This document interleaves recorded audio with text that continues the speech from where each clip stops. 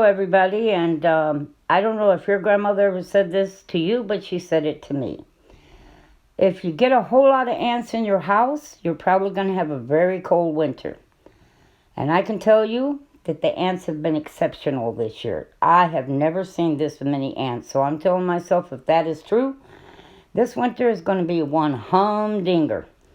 Now, I'm going to use something that I've used in previous years, and I'm going to explain to you. One of the ways it works is they carry this back to their nest. You know, their little hole in the ground. It gets shared, spread around, and it actually kills everything inside that hole, wherever they're going back to, wherever they're living at. But it's not a miracle worker immediately. It takes time. I had ants that were coming through a screen on a window that I have in my kitchen, and they were going to my pots. And they were going in the dirt in the pots. What they thought they were going after, I don't know, maybe the roots of plants I had sitting in my kitchen window? I'm not sure. But it did work. All I did there is I just sprinkled some right around where they like to come through on the screen and where the pots were sitting, just, on the edge. And it worked. It took a few days. It bothered me like crazy to see these ants coming to that, because you want to spray them, kill them, swat them, do something. But I let it do its work on its own. Well, I've never had this many ants. Never had this much problem. So I got this out again. See, I saved it.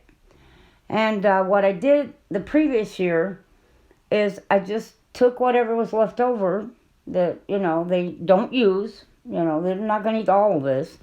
And you can dump it back into your container and continue to save it. Now, this is a 1-to-3 ratio, okay, which means it's you can mix up as much as you want. And like I said, you can save it. Now, you want to be careful around your pets. You don't want to put this where your cats would get it on their paws or your dogs. And you want to be careful with it around food.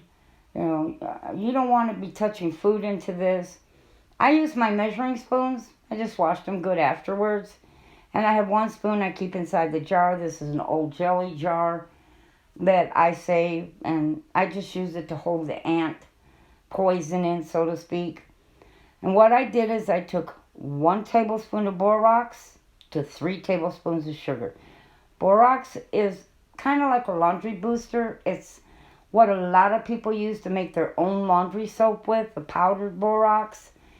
And how it works is they take it back to their nest.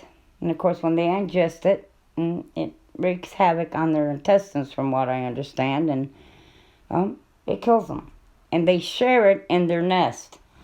And that's why, I never saw them once I put it out. Now, but they're back again this year, more fierce than ever. So, like I said, if it's true what my grandmother said, we are going to have a really heck of a winter.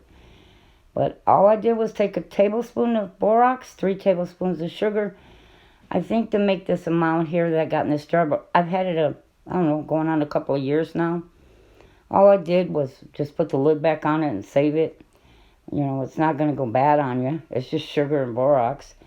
And I'm just going to take this. I'm putting it on aluminum foil. And I'm going to set it around where I know they've been going at. Now, like I said, keep it away from dogs and cats, their paws, because it is poisonous. Wash your hands good after mixing it. And wash your hands good after setting out your bait traps to catch ants. And be patient. They will die.